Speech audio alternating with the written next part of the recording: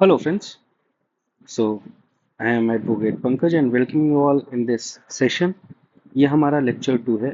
भारतीय साक्ष्य अधिनियम 2023 हम देख रहे हैं। इसके पहले लेक्चर 1 हम देख चुके हैं।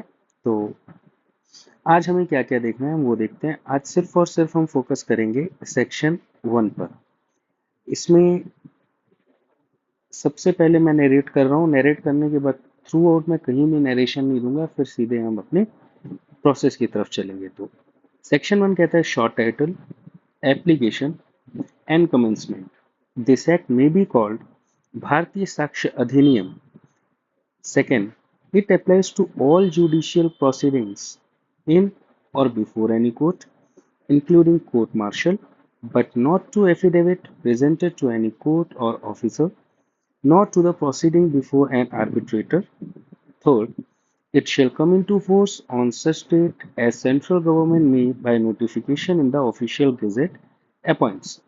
तो थर्ड वाला पॉइंट हमने पिछले लेक्चर में कंप्लीट कर लिया है। जिन्होंने अभी तक पहला लेक्चर नहीं देखा है वो कवर कर ले। ये सिंपल डेट से रिगार्डिंग है कि कब से एप्लीकेबल होगा। हमारे लिए आज जो इम्पोर्टेंट है वो है फर्स्ट और सेकंड, और इसमें सबसे ज़्यादा डिस्कशन हमारा होगा सेकंड वाले में। आज के लेक्चर में हम देखने क्या वाले हैं, सबसे पहले सेक्शन 1 हमने देख लिया। फिर हम समझेंगे लेक्स फोरी क्या होता है और एविडेंस एक्ट लेक्स फोरी कैसे है। देन प्रोसीजरल और सब्सटेंशियल ओवरटोन जो निकल कर आती है एविडेंस एक्ट में। एक्सेप्शन क्या है, कहाँ एप्लीकेबल होगा और कहाँ नहीं एप्लीकेबल होगा। तो जहाँ नहीं एप्लीकेबल होगा वो आपको पता होना ज़्यादा जरूरी है।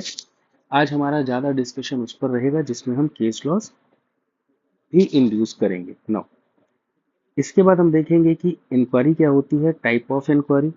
इसमें हम इन केस लॉज लॉज पर फोकस करेंगे। Kuldeep versus state of Punjab, Fiat India versus doctor जाहिर।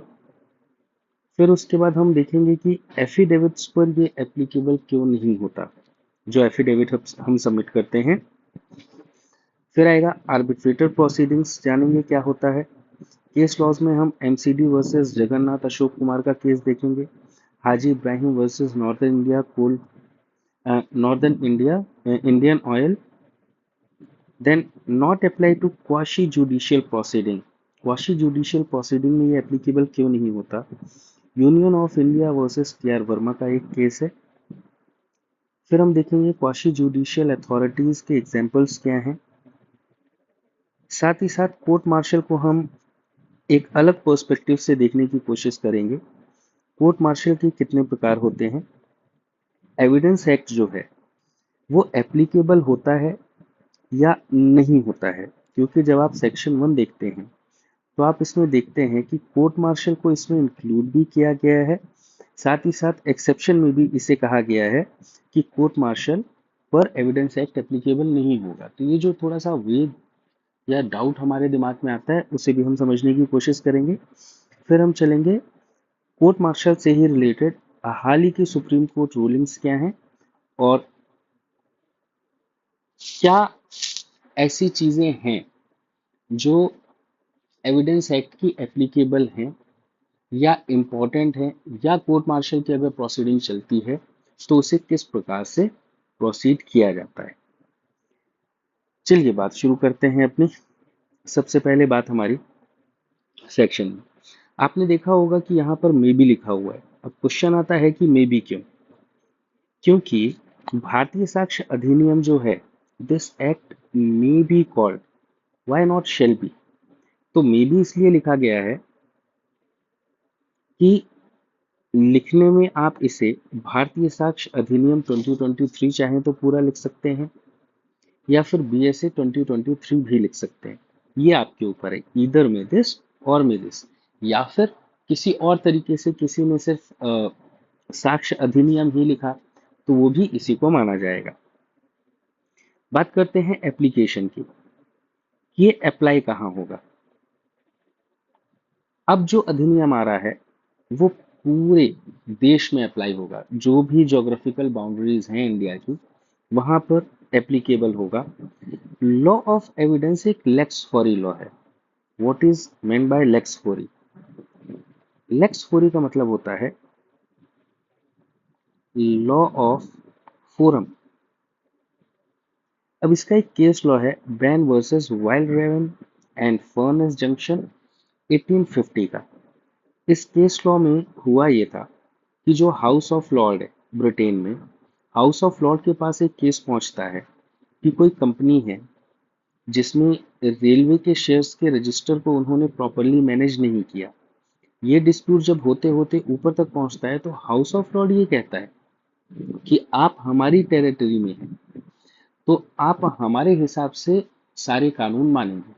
तो लॉ ऑफ एविडेंस भी ऐसा ही है कि अगर वो भारत के अंदर जिस तरीके का लॉ है वो उस तरीके से अप्लाई होगा। इसमें विटनेस, फैक्ट, एविडेंसेस जो रखे जाएंगे वो इंडिया की बाउंड्री के अंदर जो लॉ प्रिवेल है वहां पर रखे जाएंगे। इससे एक और पॉइंट आता है, अगर मान लीजिए कोई एक स्टेट है और दूसरा स्टेट है, वहां पर फॉर्म्स अगर अलग अलग है, जैसे हो सकता है मध्य प्रदेश का कोई फॉर्म है, फॉर एग्जाम्पल विटनेस को समन करने का ही फॉर्म है, तो मध्य प्रदेश में जो फॉर्म प्रिवेल है वहां पर वो फॉर्म चलेगा, उत्तर प्रदेश में जो फॉर्म प्रिवेल है वहां पर वो फॉर्म चलेगा। बहरहाल लेक्स फोरी का मतलब क्लियर हो गया कि आप जहां पर हैं, जिस फोरम में हैं, वहां पर जो लॉ प्रिवेल कर रहा है, एविडेंस एक्ट प्रोसीजरल लॉ है और उन प्रोसीजर को फॉलो करेगा।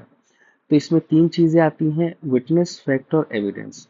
दे are determined by law of country where question arises, where remedy is sought, and where court sits to enforce it। इस केस में क्या हुआ था कि मेन क्वेश्चन ये था कि कॉन्ट्रैक्ट अगर कहीं और लिखा गया है, एक हाइपोथेटिकल सिचुएशन ले लें, अगर कॉन्ट्रैक्ट यूएसए में लिखा गया है और डिस्प्यूट यूके में अराइज होता है या ब्रिटेन में अराइज होता है, तो यूएसए के लॉ यहाँ पर प्रिवेल होंगे क्या? नहीं भाई, डिस्प्यूट कहाँ अराइज हुआ है? यूके में। तो यूके के जो लॉज हैं वो प्रिवेल करेंगे यहाँ पर। क्यों? क्योंकि जहां पर क्वेश्चन अराइज हुआ है वो जगह यूके है, जहां पर इसकी रेमेडी सुनी जानी है वो जगह यूके है या इंडिया है, या जहां पर कोर्ट बैठ रही है वो जगह यूके या इंडिया है। तो इसके हिसाब से लॉ ऑफ एविडेंस चेंज हो जाएगा। ऐसा नहीं है कि आप यूनिवर्सली इसे एप्लीकेबल करेंगे। This is known as lex fori. तो पूरे इंडिया में एप्लीकेबल होगा, साथ ही साथ लॉ ऑफ एविडेंस जो है वो कैसा है, इसका नेचर लेक्स फोरी। अब आते हैं कि एविडेंस एक्ट जो है ये बेसिकली प्रोसीजरल लॉ है, but it contains overtone of the substantial law. For example doctrine of estoppel. जब डॉक्ट्राइन ऑफ एस्टेपल आप पढ़ेंगे, आप लोगों ने सिविल केसेस में या सीपीसी पढ़ते समय रेस ज्यूडिकेटा पढ़ा होगा, है ना? रेस ज्यूडिकेटा एक ऐसा स्टेपल है जो कि रिकॉर्ड बेस स्टेपल है। स्टेपल का क्या मतलब होता है? किसी चीज से रोकना, स्टॉप करना। ठीक है, किसी चीज से रोकना।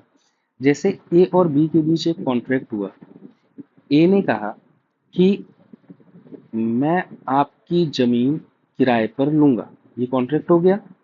अब बी ने वहां पर सारी चीजें कर दी जो ए ने कही थी, और क्या अब ए मना कर सकता है कि वो जमीन कॉन्ट्रैक्ट पर नहीं लेगा? नहीं मना कर सकता है। ऐसा क्यों किया गया है?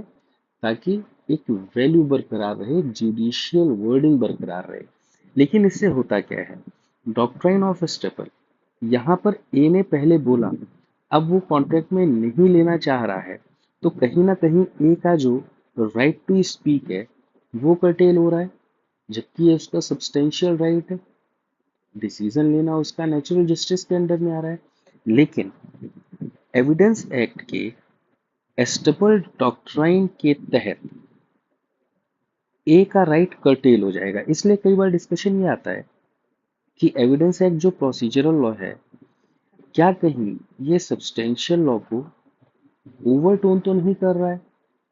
तो हमें ये चीज याद रखनी है कि एविडेंस एक्ट, हमने पिछले लेक्चर में ये पढ़ा था कि एविडेंस एक्ट सपोर्ट करने के लिए बना है, ना कि डिग्रेड करने के लिए सब्सटेंशियल लॉस को। खैर, अगर कभी क्वेश्चन आ जाता है कि एविडेंस एक्ट प्रोसीजरल लॉ है या सब्सटेंशियल लॉ है, तो ये प्रोसीजरल लॉ है। क्या कुछ जगह सब्सटेंशियल लॉ को ये ओवरटोन करता है? बिल्कुल करता है। बट क्या ये डिग्रेड करता है सब्सटेंशियल लॉस को? नहीं। डिस्प्यूट को सही से रिजॉल्व किया जाए, इसलिए ये सारे प्रावधान बनाए गए हैं। आगे चलते हैं। Including court martial, evidence act जो है वो कोर्ट मार्शल में भी इंक्लूड होगा। कहां पर एप्लीकेबल नहीं होगा? तो यहां पर ये बात आ जाती है कि अगर court martial army act, navy act और एयरफोर्स एक्ट के अंडर में है, तो वहां पर एविडेंस एक्ट एप्लीकेबल नहीं होगा। एफिडेविट अगर किसी कोर्ट या किसी ऑफिसर के सामने प्रेजेंट किया जा रहा है, वहां पर एप्लीकेबल नहीं होगा। अगर प्रोसीडिंग किसी आर्बिट्रेटर के सामने चल रही है, तो वहां पर भी एप्लीकेबल नहीं होगा। ये एप्लीकेबिलिटी क्लियर हो गई। इसमें हम एफिडेविट और प्रोसीडिंग्स को पहले देखेंगे, आर्बिट्रेटर प्रोसीडिंग्स को। कोर्ट मार्शल वाला सबसे लास्ट में देखेंगे। लेकिन जब आप एक्ट पढ़ेंगे तो क्रोनोलॉजी आपको यही मिलेगी। एविडेंस एक्ट कहता है सेक्शन 1 कि एविडेंस एक्ट सभी जुडिशियल प्रोसीडिंग में एप्लीकेबल होगा इन और before any court of law.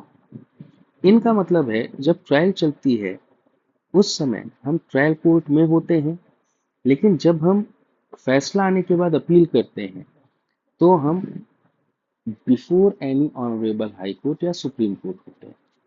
तो या ट्रायल हो या अपील हो, एविडेंस एक्ट एप्लीकेबल होगा। ऐसा नहीं हो सकता है कि सिर्फ ट्रायल में एप्लीकेबल है और अपील में एप्लीकेबल नहीं है।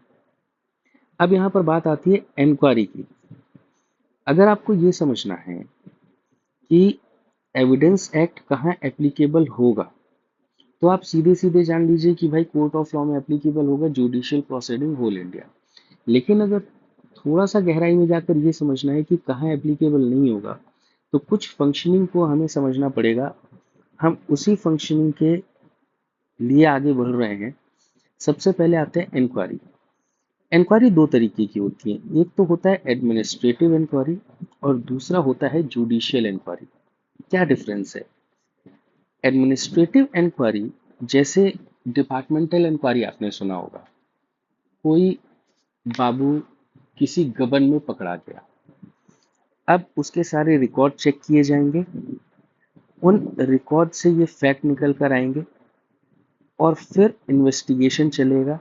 ये पूरा का पूरा जो इंक्वायरी चल रहा है ये कैसा है? एडमिनिस्ट्रेटिव इंक्वायरी है। दूसरे तरीके की जो इंक्वायरी होती है वो जुडिशियल इंक्वायरी होती है। जुडिशियल इंक्वायरी में ये ऑब्लिगेशन होता है कि दोनों तरफ के एविडेंसेस लिए जाएं। बात क्लियर हुई? दोनों तरफ के एविडेंसेस लिए जाएं, उसके बाद दोनों साइड को सुना जाए और डिस्क्रिशन के बेस पर जजमेंट फॉर्मुलेट किया जाए। क्लियर हो गया? Judicial inquiry. इसीलिए जब हम सेक्शन 3 में चलेंगे तो सेक्शन 3 में हम देखेंगे डेफिनेशंस में कोर्ट्स को डिफाइन किया गया है प्रॉपर। क्योंकि जुडिशियल इंक्वायरी जो है वो सिर्फ कोर्ट ऑफ लॉ में ही हो सकती है। जुडिशियल इंक्वायरी आप डिसिप्लिनरी इंक्वायरी या डिपार्टमेंटल इंक्वायरी में आप फॉलो नहीं करेंगे। ठीक है? तो ये लिबर्टी किसे है? ये डिपार्टमेंटल इंक्वायरीज को लिबर्टी दी गई है। इससे रिलेटेड एक केस लॉ है, थोड़ा सा हम केस लॉ को समझते हैं, तब फिर दोनों चीजें क्लियर होंगी। Kuldeep Singh versus state of Punjab. इसमें हुआ क्या कि कुलदीप सिंह हेड कांस्टेबल था। आपको पता है पंजाब के अंदर सिचुएशन बहुत ज़्यादा खराब थी 1990 के दशक में। तो 1990 में तरन तारण के एसपी का काफिला जा रहा था और उस पर अटैक होता है, ब्लास्ट होता है, एसपी भी मारे जाते हैं, कुछ उनके साथी भी मारे जाते हैं। बाद में जब इसकी पड़ताल की जाती है तो ये निकल कर आता है कि जो कुलदीप सिंह हेड कांस्टेबल है उसने जो मिलिटेंट थे उनके साथ मिलकर ये सारी इंफॉर्मेशन दी थी। एक इंक्वायरी बैठती है, डिपार्टमेंटल इंक्वायरी। डिपार्टमेंटल इंक्वायरी ये करती है कि भाई कुलदीप सिंह अपना कन्फेशन देता है, लेकिन वहाँ का जो एसएसपी है वो किसी भी ऐसे गवाह को लेकर, ऐसे विटनेस को लेकर सामने नहीं आ पाता जो ये बोलने को तैयार हो। क्यों? क्योंकि कुलदीप सिंह ऑलरेडी मिलिटेंट्स के साथ जुड़ा हुआ था, उसके पास लोकल सपोर्ट था, तो लोग डर की वजह से नहीं आ रहे थे। अब इसी के साथ साथ आर्टिकल 311 आपको पता होना चाहिए कॉन्स्टिट्यूशन का। आर्टिकल 311 कॉन्स्टिट्यूशन का कहता है कि कोई भी सरकारी व्यक्ति अगर उसके ऊपर कोई डिसिप्लिनरी एक्शन हो रहा है तो उसे पूरा चांस दिया जाएगा कि प्रॉपर इंक्वायरी हो और वो अपना पक्ष रखे। लेकिन 311 सब सेक्शन 2B ये कहता है कि अगर इंक्वायरी पॉसिबल नहीं है, इंक्वायरी पॉसिबल जैसे इस केस में नहीं हो पाई, कोई सामने ही नहीं आ रहा है, कोई बताने ही नहीं आ पा रहा है, सिर्फ और सिर्फ कुलदीप सिंह का कन्फेशन है, तो ऐसे केस में इंक्वायरी किए बिना ही सामने वाले के अगेंस्ट डिसिप्लिनरी एक्शन लिया जा सकता है। इतनी बात क्लियर है? तो यहाँ पर प्रॉपर इंक्वायरी कंडक्ट नहीं हुई। अब जब कुलदीप सिंह को डिसमिस किया गया तो कुलदीप सिंह इसके अगेंस्ट कोर्ट में गया। कोर्ट में कुलदीप सिंह के काउंसिल ने या एडवोकेट ने यही पॉइंट रखा कि डिपार्टमेंटल इंक्वायरी में एविडेंस एक्ट को प्रॉपर फॉलो नहीं किया गया। कैसे प्रॉपर फॉलो नहीं किया गया? क्योंकि सेक्शन 25 और सेक्शन 26 एविडेंस एक्ट का ये कहता है कि जो कन्फेशन पुलिस के सामने दिया गया है वो कोर्ट में मान्य नहीं होगा। जब ये बात ऊपर तक पहुंची, सुप्रीम कोर्ट गई, तो 1996 में सुप्रीम कोर्ट ने ये डिसाइड किया कि एविडेंस एक्ट एक एक्ट है, लेकिन ये कैसी इंक्वायरीज पर एप्लीकेबल है? जुडिशियल इंक्वायरी पर। क्या एडमिनिस्ट्रेटिव या डिपार्टमेंटल इंक्वायरीज पर इसे एप्लीकेबल किया जाना जरूरी है? जवाब है नहीं। तो एविडेंस एक्ट जो है वो जुडिशियल इंक्वायरी पर एप्लीकेबल होगा, पर डिपार्टमेंटल इंक्वायरी पर एप्लीकेबल नहीं होगा। क्लियर हुई बात? अगले केस लॉ पर चलते हैं। अगला केस लॉ है Fiat India private limited versus doctor Zahid Hussain Gilani. इस केस के बैकग्राउंड पर चलते हैं। 1998 में जम्मू कश्मीर के एक डॉक्टर साहब थे, उन्होंने एक फिएट बुक की। उन्होंने एक डिमांड ड्राफ्ट, एग्जैक्ट अमाउंट मैं यहाँ पर नहीं बोल रहा हूँ, मैं एक लमसम अमाउंट लेकर चल रहा हूँ। उन्होंने 3,000 का डिमांड ड्राफ्ट भेजा और उन्होंने कहा कि हमें चंडीगढ़ से गाड़ी उठानी है। फिएट मुंबई में ये कंपनी थी, फिएट इंडिया प्राइवेट लिमिटेड के नाम से। इन्होंने कहा ठीक है। 2000 में ये जाते हैं और चंडीगढ़ में जो इनका डीलर होता है वहां जाकर ये फर्दर 2,80,000 रुपए जमा करते हैं, लेकिन फिर भी इन्हें गाड़ी नहीं मिलती। क्लियर हुआ? ये फिएट गाड़ी बुक करते हैं। अब ये चले जाते हैं कंज्यूमर फोरम में। तो कंज्यूमर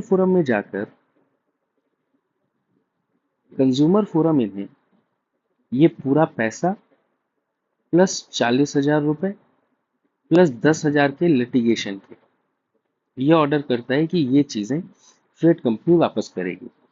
अब जब कंज्यूमर फोरम की अपील होती है और अपील जाती है हाई कोर्ट, तो Jammu and Kashmir high court ये कहता है कि सामने वाला काउंसिल कह रहा है कि इन्होंने अपने एवर्टमेंट्स में कहीं भी ये चीज मेंशन नहीं की है कि ये लेक्यूना जो सप्लायर है उसकी तरफ से हुआ है या जिसने एजेंसी ले रखी है उसकी तरफ से हुआ है। टेक्निकलिटी समझ आ रही है? तो ये जो टेक्निकलिटी है, ये टेक्निकलिटी एविडेंस एक्ट के अंडर में उन्होंने एड्रेस की थी। कोर्ट ने कहा कि साहब जो कंज्यूमर फोरम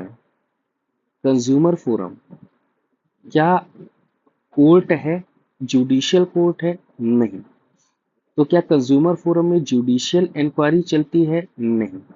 कंज्यूमर फोरम एक रिड्रेसल मैकेनिज्म का रास्ता है जिससे कंज्यूमर राइट को प्रिवेल किया जा सके और कंज्यूमर फोरम में एविडेंस एक्ट को रिगर तरीके से एप्लीकेबल करना जरूरी नहीं है।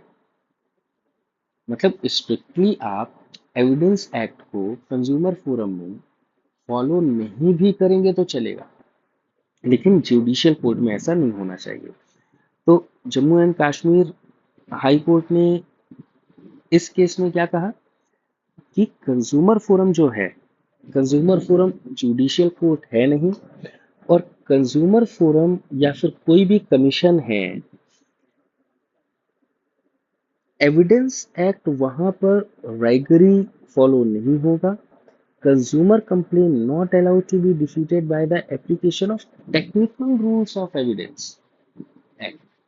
अगर एविडेंस एक्ट की कोई टेक्निकलिटी फुलफिल नहीं हुई है तो इस बेस पर यह फैसला गलत नहीं ठहराया जा सकता। ठीक है, आगे चलते हैं। Act not apply to affidavit. जब भी हाई कोर्ट में कोई केस लगता है या डिस्ट्रिक्ट कोर्ट में कोई केस लगता है, तो जहां पर भी केस लगाते हैं वहां पर शुरू में वकील आपसे वकालतनामा साइन करवाता है, जो कि इस बात का प्रूफ है कि वो वकील आपके एवज में एज एन एजेंट आपकी बात को आगे रखेगा। साथ ही साथ वो आपसे एक एफिडेविट साइन करवाता है, जो वो प्लेंट लिख देता है, प्लेंट फाइल करता है, वाद पत्र फाइल करता है। तो एफिडेविट साइन करवाया जाता है जिसमें लिखा होता है कि इसमें जो जो लिखा है वो मेरे पर्सनल नॉलेज में सही है। ये एफिडेविट की टर्मिनोलॉजी होती है। अब जो डिपोनेंट है, जो एफिडेविट साइन कर रहा है, जिसकी तरफ से वो वकील वो सारा काम कर रहा है, जितने भी फैक्ट प्लेंट में लिखे हैं वो उसके पर्सनल नॉलेज के बेस पर ट्रू है। लेकिन किसी का पर्सनल नॉलेज किसी प्रकार का एविडेंस कंस्टिट्यूट नहीं करता। मेरा पर्सनल मानना ये हो सकता है कि मैं बहुत अच्छा पढ़ाता हूँ, आपका पर्सनल मानना हो सकता है कि ये बिल्कुल गलत पढ़ाता है। अब मेरा जो पर्सनल मानना है या आपका जो पर्सनल मानना है, क्या उसका कोई प्रॉपर एविडेंस है? नहीं। आप जो कह रहे हैं उसका जब तक एविडेंस नहीं है तब तक वो चीज़ प्रॉपर नहीं मानी जाएगी। मैं जो कह रहा हूँ उसका जब तक प्रॉपर एविडेंस नहीं है वो चीज़ सही नहीं मानी जाएगी। इसलिए जितने भी एफिडेविट्स हैं, एफिडेविट्स को एविडेंस एक्ट से बाहर रखा गया है कि एविडेंस एक्ट एप्लीकेबल नहीं होगा। एविडेंस एक्ट का कोई भी सेक्शन उठाकर आप एफिडेविट को चैलेंज नहीं करेंगे। जैसे कि डिपार्टमेंटल इंक्वायरी में, एडमिनिस्ट्रेटिव इंक्वायरीज में थोड़ी सी लिबर्टी दी गई है, वैसे ही एफिडेविट को भी इससे अलग रखा गया है। नेक्स्ट आते हैं आर्बिट्रेटर प्रोसीडिंग। केस लॉ पर, चलो पहले केस लॉ पर ही चलते हैं। ये केस लॉ है एमसीडी वर्सेस जगन्नाथ अशोक कुमार। थोड़ा सा मैं बैकग्राउंड बता देता हूँ। MCD versus Jagannath, MCD Delhi municipal corporation of Delhi, इन्होंने एक टेंडर निकाला। इन्हें कुछ घर बनवाने थे अपने एम्प्लॉयज के लिए। इन्होंने उसमें एक टाइमलाइन रखी और उस टाइमलाइन में इन्हें ये घर बनाकर देना था। कॉन्ट्रैक्टर कौन था? जगन्नाथ अशोक कुमार। उस स्टिमुलेटेड टाइम फ्रेम में ये काम कंप्लीट नहीं हुआ। एमसीडी ने बहुत सारे नोटिसेस भेजे लेकिन उनका कंप्लायंस भी नहीं हुआ। एमसीडी चली गई कोर्ट, और कोर्ट में जब एग्रीमेंट दिखाया कि ये हमारा एग्रीमेंट था, तो एग्रीमेंट लिखते समय उसमें एक क्लॉज इंड्यूस करना होता है, क्लॉज ऐड करना होता है। अगर आप चाहते हैं कि किसी प्रकार का डिस्प्यूट हो तो आर्बिट्रेटर अपॉइंट हो, किसी प्रकार का भी डिस्प्यूट हो तो आर्बिट्रेटर अपॉइंट हो। जब कोर्ट में जो कॉन्ट्रैक्ट था आया उसमें आर्बिट्रेशन का क्लॉज था, कोर्ट ने आर्बिट्रेटर अपॉइंट किया। आर्बिट्रेटर ने जगन्नाथ अशोक कुमार के फेवर में ये फैसला दिया कि भाई जो गलतियां हैं वो गलतियां और डिले करने का कारण एमसीडी की खुद की वर्किंग लाइफ स्टाइल है। उन्होंने भले नोटिस भेजा, कुछ भी भेजा, पर गलतियां इनकी तरफ से भी हुई हैं। एमसीडी उस आर्बिट्रेटर के फैसले के खिलाफ सुप्रीम कोर्ट चला जाता है। और ये कहता है कि जो आर्बिट्रेटर हैं उन्होंने केस को सही से कंसीडर नहीं किया, उन्होंने अपने पॉइंट्स रखे और जो पॉइंट्स का बेस बना वो बना एविडेंस एक्ट के बेस पर। Again question of law generate हुआ सुप्रीम कोर्ट के पास। सुप्रीम कोर्ट ने कहा कि देखो भाई, जो आर्बिट्रेटर है, आर्बिट्रेटर नेचुरल जस्टिस के बेस पर, नेचुरल जस्टिस के बेस पर और उसके सामने जो सर्कमस्टांसेस है उनके बेस पर कोई भी आर्बिट्रेशन अवॉर्ड करता है, कोई भी फैसला सुनाता है।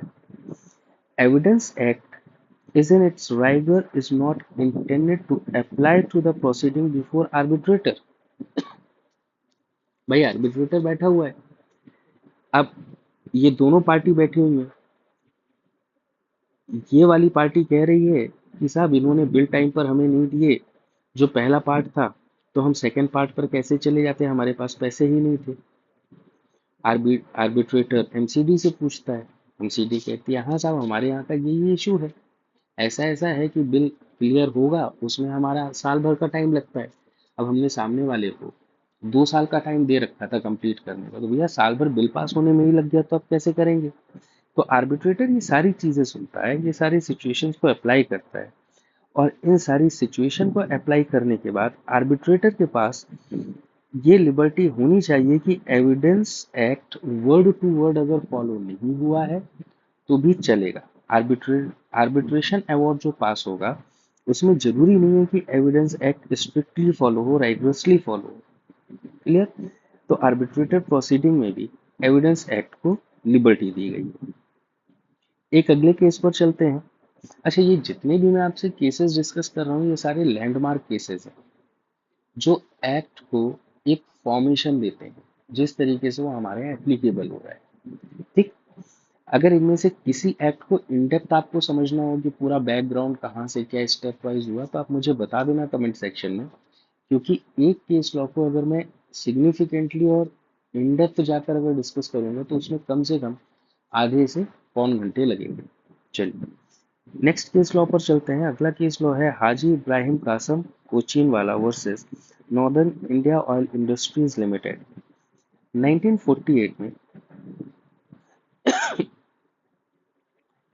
इन दोनों के बीच एक कॉन्ट्रैक्ट होता है जिसमें से हाजी साहब कहते हैं कि हम आपसे 3 वैगन महुआ ऑयल लेंगे। कॉन्ट्रैक्ट हो गया। अब जब इन्होंने पहुंचाया तब तक महुआ के ऑयल के रेट डाउन हो चुके थे, इन्होंने लेने से मना कर दिया और बाकी बहाने बनाने लगे। जब वो क्लॉज पढ़ा गया तो उसमें 1940 में एक आर्बिट्रेशन एक्ट आया था जिसमें आर्बिट्रेटर अपॉइंट होते थे। आर्बिट्रेटर अपॉइंट हुआ तो northern India oil industries limited की तरफ से आर्बिट्रेटर अपॉइंट कर दिया गया। तो पहले हाजी साहब जाते हैं कि भाई इनका आर्बिट्रेटर नहीं चलेगा, हमें दूसरा आर्बिट्रेटर चाहिए।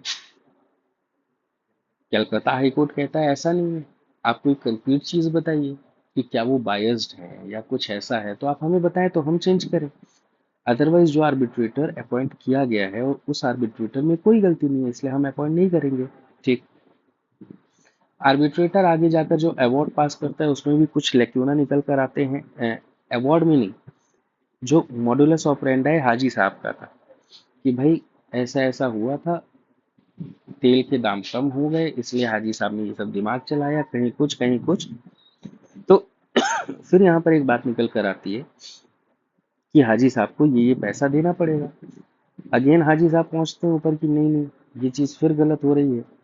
तब फिर कोर्ट ने क्लियर कहा कि arbitrator have to follow the principle of natural justice. Arbitrator जो है वो नेचुरल जस्टिस के प्रिंसिपल को फॉलो करेगा, but they are not bound by the law of evidence. Mere lacuna in the technicalities of the law of evidence would not become the ground for the arbitration award or challenging the arbitration award. Court can't review if the arbitrator had followed the natural procedure and the award sounds this thing that it is based or it was based on the basis of the natural justice। हाँ, अगर कहीं पर properly fair trial नहीं हुआ है या आपकी proceedings Fairlie नहीं सुनी गई हैं तो आप बताइए कि वहां पर हमसे पार्शियलिटी हुई है। अदरवाइज आर्बिट्रेशन को आप चैलेंज नहीं कर सकते एविडेंस के बेस पर। Act is also not applicable to quasi judicial proceedings. सबसे पहले आते हैं क्वाशी जुडिशियल प्रोसीडिंग क्या होती है। देखिए, एक तो ट्रेडिशनल जुडिशियरी, डिस्ट्रिक्ट कोर्ट है, सेशन कोर्ट है, हाई कोर्ट है, सुप्रीम कोर्ट है, ये है हमारी ट्रेडिशनल जुडिशियरी। और क्या है, एसडीएम की कोर्ट है, कलेक्टर की कोर्ट है, जब कलेक्टर बैठता है तो डिस्ट्रिक्ट मजिस्ट्रेट के रूप में बैठता है, ये कोर्ट है। पहले मुंसिफ कोर्ट हुआ करती थी, तो वो सारे कोर्ट के भी स्ट्रक्चर थे, लेकिन समय के साथ बर्डन इतना बढ़ गया कि एक अल्टरनेट मैकेनिज्म की जरूरत पड़ी जुडिशरी में। जुडिशरी ऑलरेडी ओवरबर्डन है, तो तब गवर्नमेंट ने डिसाइड किया कि कुछ ऐसे डिस्प्यूट है जिनके लिए हम फोरम बनाएंगे, उनके लिए स्टैच्यूट बनाएंगे, और ये फोरम उन स्टैच्यूट के बेस पर या उस एक्ट के बेस पर फॉर्म की जाएगी और फिर वो रन होगी। ठीक है, तो ये जो एंटिटीज हैं, क्या ये प्योरली जुडिशियल हैं? नहीं, ये कैसी हैं? क्वाशी जुडिशियल है।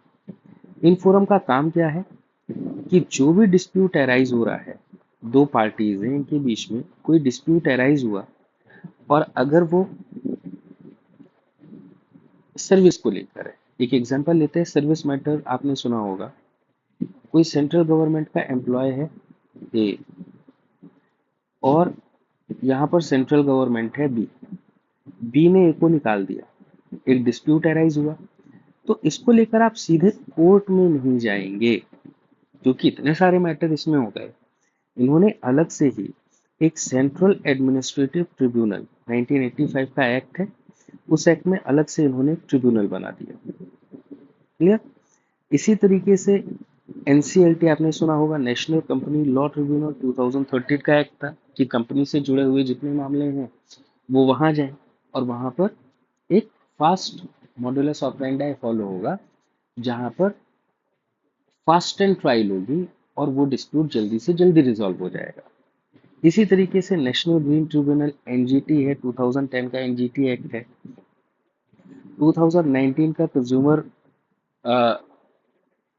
डिस्प्यूट रिड्रेशल कमीशन बनाया गया, कंज्यूमर प्रोटेक्शन एक्ट 2019, वो लेटेस्ट अपडेट के साथ है। कंज्यूमर फोरम और पुराना है, सॉरी, कंज्यूमर एक्ट और पुराना है। तो इस तरीके से ये जो फोरम्स हैं या ट्रिब्यूनल्स हैं, क्या ये प्योरली जुडिशियल बॉडी है? नहीं, ये क्वाशी जुडिशियल बॉडी। अब बात आती है, आपने ऊपर अभी एक क्रिएट इंडिया वाला केस देखा, उसमें क्या देखा हमने कि कंज्यूमर फोरम में एविडेंस एक्ट स्ट्रिक्टली फॉलो नहीं होगा। इसी तरीके से आर्बिट्रेशन में आपने देख लिया कि स्ट्रिक्टली फॉलो नहीं होगा। तो एविडेंस एक्ट को कहाँ पर थोड़ा सा लिबरल किया गया है, ये चीजें समझनी जरूरी है। ठीक, क्लियर हुआ? तो क्वाशी जुडिशियल प्रोसीडिंग में भी एक्ट एप्लीकेबल नहीं होगा। अच्छा, एक्ट एप्लीकेबल ना होने का क्या मतलब है? क्योंकि मनमर्जी चलेगी? नहीं, एक्ट एप्लीकेबल नहीं होने का मतलब ये नहीं है कि वो जो बोल दिए वो सही है। उनकी अपील्स के रास्ते हमेशा खुले। अब ये और ज्यादा समझ आएगा जब हम थोड़ा सा कोर्ट मार्शल को पढ़ेंगे। चलो कोर्ट मार्शल पर चलते हैं। कोर्ट मार्शल मतलब आर्मी की court. Army act 1950, air force act 1950, navy act 1957, ये अपने अपने एक्ट है। इसमें कोर्ट मार्शल जो दिए गए, सबसे ज्यादा ग्रेव और हीनियस क्राइम के लिए जनरल कोर्ट मार्शल है, उससे थोड़े कम हीनियस क्राइम के लिए डिस्ट्रिक्ट कोर्ट मार्शल है, देन और थोड़े कम ऑफेंसेस के लिए समरी जनरल कोर्ट मार्शल है, और सिंपल छोटे मोटे के लिए समरी कोर्ट मार्शल है। ये चार कैटेगरीज है। अब ये जो कोर्ट मार्शल है, ये कोर्ट मार्शल किस तरीके से काम करेंगे, ये कहाँ दिया गया है, एक्ट में दिया गया है। कोर्ट मार्शल से अगर कोई भी पर्सन एग्री नहीं करता है उसके फैसले से, तो कोर्ट मार्शल के बाद वो अपील कर सकता है। कहाँ अपील कर सकता है? आर्म्ड फोर्स ट्रिब्यूनल बना हुआ है। आर्म्ड फोर्स ट्रिब्यूनल में आर्मी, नेवी, एयरफोर्स तीनों के कोर्ट मार्शल्स की अपील आर्म्ड फोर्स ट्रिब्यूनल में आती है। ठीक है। अभी हमने देखा कि कोर्ट मार्शल में एविडेंस एक्ट अप्लाई नहीं होगा, लेकिन सुप्रीम कोर्ट और आर्म्ड फोर्स ट्रिब्यूनल इन दोनों का इस बात पर एग्रीमेंट है कि the proceeding of the court marshal R not bound bye full rigor procedure but must apply natural justice and apply evidence act reasonably and fairly। आप अपना डिस्क्रिशन एक डिक्टेटर की तरह अप्लाई नहीं करेंगे। जो भी प्रोसीडिंग चल रही है वो फेयर होनी चाहिए, प्रॉपर रीजनेबल होनी चाहिए। There is a rational reasoning behind everything. ठीक है। एविडेंस एक्ट आप 100% फॉलो नहीं कर रहे, लेकिन जो नेचुरल जस्टिस है, आप नेचुरल जस्टिस को दरकिनार नहीं कर सकते। सिविल कोर्ट में और कोर्ट मार्शल में कुछ एक डिफरेंसेस आप समझिए। जैसे कि सिविल मैटर्स में ज्यूरी सिस्टम खत्म कर दिया गया है, लेकिन कोर्ट मार्शल में ऑफिसर्स की एक पैनल ज्यूरी की तरह बैठती है। फॉर्मेलिटीज स्ट्रिक्टली फॉलो होती हैं। अगर सिविल कोर्ट में आप जाएं या सेशन कोर्ट में जाएं, तो एविडेंस अगर फॉलो नहीं किया गया है तो वो बहुत बड़ा लूप होल और लेक्यूना है। सामने वाले को एक्विटल भी मिल सकता है, मतलब बाइज्जत बरी भी हो सकता है। लेकिन कोर्ट मार्शल में ऐसा नहीं है, थोड़ा सा फॉर्मल होता है, इतना स्ट्रिक्ट नहीं होता। मॉडिफाइड भी वो अपने हिसाब से कर सकते हैं कि भाई ऐसा नहीं, हम इसको इस तरीके से चलाएंगे। वो एक लिबर्टी दी गई है। इसी तरीके से कन्फेशन पर जब हम आते हैं, तो सिविल कोर्ट में जो सेशन कोर्ट में जो कन्फेशन, अभी हमने सेक्शन 25 और 26 की बात की। सेशन कोर्ट में जो कन्फेशन होता है वो कोर्ट के सामने मान्य नहीं होता, लेकिन कोर्ट मार्शल में ऐसा नहीं है। अगर किसी ने कन्फेशन किया है तो वो एडमिशिएबल है, जब तक कि ये पता नहीं चल जाता कि वो जबरदस्ती, कोएर्सिवली, बलपूर्वक और दबाव बनाकर लिया गया।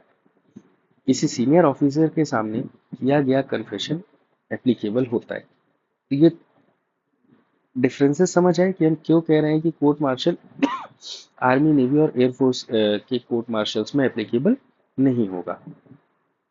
यह अभी हाल ही के पिछले कुछ सालों के केस लॉ हैं।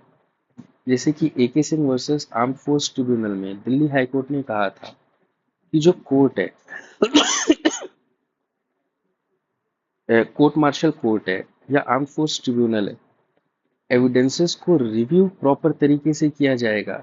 जो लीगल फॉर्मेलिटीज हैं, आप एक्ट की फॉर्मेलिटीज फुलफिल करें ना करें, पर जो लीगल फॉर्मेलिटीज हैं उन्हें आप फॉलो करेंगे।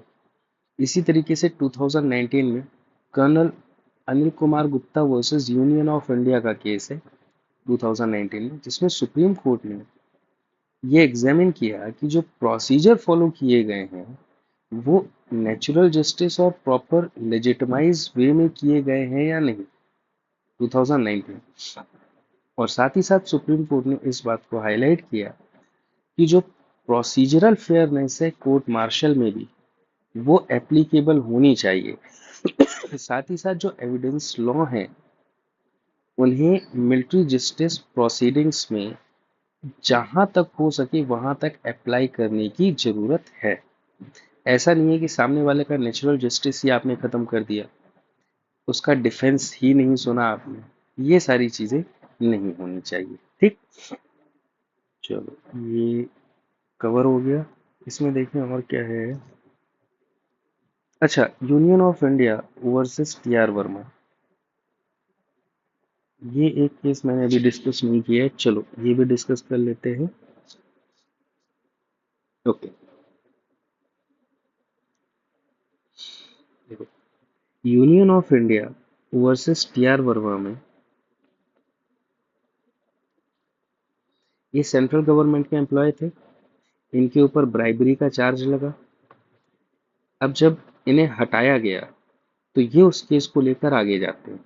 वहां पर इन्होंने डिफेंस ये लिया कि इनकी तरफ के पक्ष को सही से नहीं सुना गया, ठीक है, इन्हें चांस नहीं दिया गया, साथ ही साथ जो एविडेंसेस हैं, एविडेंस एक्ट को प्रॉपर फॉलो नहीं किया गया। तो जब कोर्ट ने ऊपर देखा, उन्होंने देखा कि जब इनके अगेंस्ट डिपार्टमेंटल इंक्वायरी चल रही थी, इन्हें बुलाया गया था कि आप अपना फेवर रखें, साथ ही साथ जब एविडेंस चल रहे थे तो क्रॉस एग्जामिनेशन के टाइम भी इन्हें इनवाइट किया था इनके सीनियर ऑफिसर्स ने, जो कि इंक्वायरी को लीड कर रहे थे, लेकिन उसके बावजूद ये नहीं आए।